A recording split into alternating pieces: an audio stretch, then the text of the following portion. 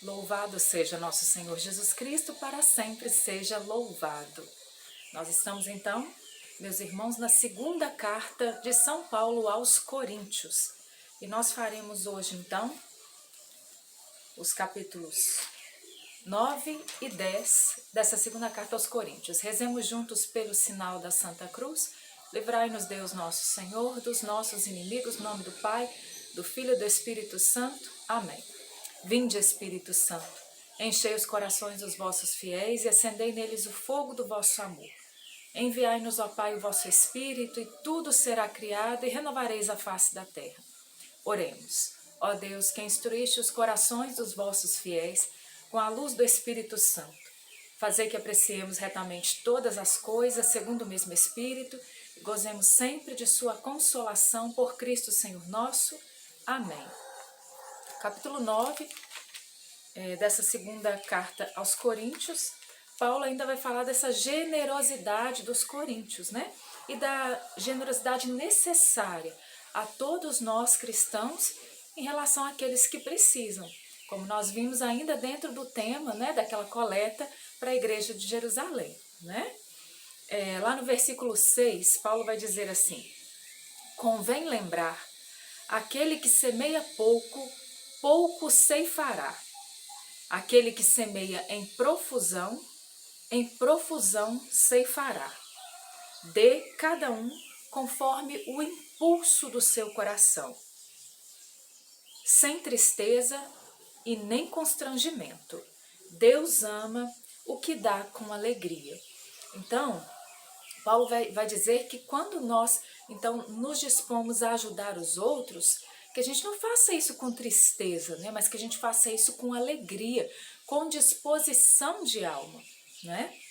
Não adianta a gente fazer, ajudar os outros só por obrigação, né? A gente fazer algo para o outro por constrangimento, porque as situações estão nos apertando para fazer aquilo, ou porque até mesmo a nossa consciência, a gente sabe que é certo, mas não, que isso seja feito de todo o nosso coração, né? E com toda alegria. Então é isso que Paulo vai nos ensinar a respeito dessa generosidade que nós precisamos ter para ajudar o outro. No versículo 12 ele vai dizer: realmente o serviço dessa obra de caridade não só provê as necessidades dos irmãos, mas é também uma abundante fonte de ação de graças a Deus, né? Então, quando a gente ajuda os outros, nós estamos dando graças a Deus, né? Nós estamos rendendo graças a Deus. Isso é agradável a Deus, né? E aí depois, no capítulo 10, ele já vai falar um pouco mais de si, da realidade dele, né? Voltando um pouco aquilo que ele já tinha falado mais lá no início da carta. Ele vai dizer assim: eu, Paulo, vos exorto pela mansidão e bondade de Cristo, eu que me mostro humilde quando estou entre vós, mas quando longe sou ousado convosco. Por quê? Porque alguns reclamavam que as cartas de Paulo, eu estou na área externa, gente, vai passar aí o barulho de moto, de carro, né? Mas Paulo vai falar então dessa realidade, porque alguns criticavam, né? Falavam assim: olha como são as cartas dele, mas ele é diferente quando ele está conosco. Aí ele vai dizer: realmente, eu ajo convosco quando eu estou aí com um espírito de mansidão, mas quando eu estou longe eu sou ousado, porque havia uma ousadia nessas cartas muito grande, né? Versículo 3 ele vai dizer assim: porque ainda que vivamos... Vamos continuar, né? Versículo 2: peço-vos que quando eu estiver presente, não me veja obrigado a usar de minha autoridade, de que pretendo realmente usar com certas pessoas que imaginam que nós procedemos com intenções humanas. Porque, ainda que vivamos na carne, não militamos segundo a carne. Esse versículo é fenomenal. Nós precisamos tomar esse versículo para nós. Olha só: ainda que vivamos na carne, não militamos segundo a carne. Não são carnais as armas com que lutamos. São poderosas em Deus, capazes de arrasar fortificações. Nós aniquilamos todo raciocínio e todo orgulho que se levanta contra o conhecimento de Deus. e cativamos todo pensamento e o reduzimos à obediência de Cristo. Muito interessante, eu vou ler de novo, porque ainda que vivamos na carne, não militamos segundo a carne.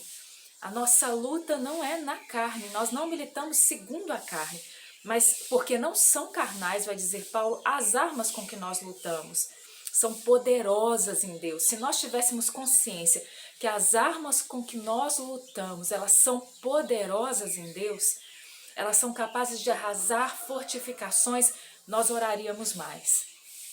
Né? Nós precisamos ter uma vida de oração e batalhar pela oração. Por quê?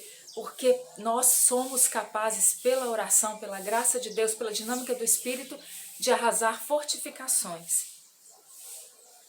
Continua dizendo então: nós aniquilamos todo raciocínio e todo orgulho que se levanta contra o conhecimento de Deus e cativamos todo pensamento e o reduzimos à obediência de Cristo. E é necessário fazer isso, aniquilar todo orgulho, todo raciocínio, todo orgulho que se levanta contra o conhecimento de Deus e cativar todo pensamento e reduzir todo pensamento à obediência de Cristo. Se nós fizéssemos isso, nós seríamos muito mais santos, né? Se nós reduzíssemos todo o nosso entendimento, a nossa capacidade de pensar, todo o nosso raciocínio, toda a nossa imaginação, nós reduzíssemos tudo isso à obediência de Cristo, nós pecaríamos menos, não é? Estamos prontos também para castigar todos os desobedientes, assim que for perfeita a vossa obediência. Ele vai dizer então para os coríntios: julgais as coisas pela aparência.